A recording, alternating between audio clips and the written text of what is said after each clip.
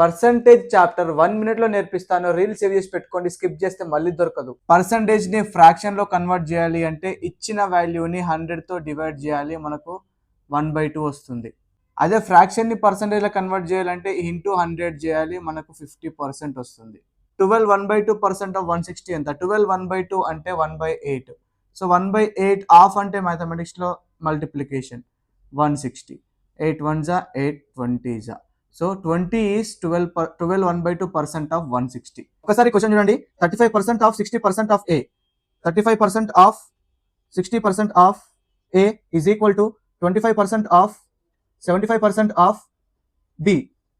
Okay, percent cancel, percent cancel. 15 4s 15 5s, 5 5s 5 7s, 7 4s 28 into A, 25 into B.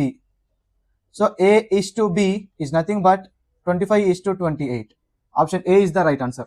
Screen పైన కనిపిస్తున్న question answer comment చేయండి. ఇలాంటి beautiful మంచి concept కావాలంటే ఆ టిప్స్ ని ఫాలో అయి పెట్టుకోండి. ప్రతిరోజు కొత్త కాన్సెప్ట్ నేర్పిస్తాను.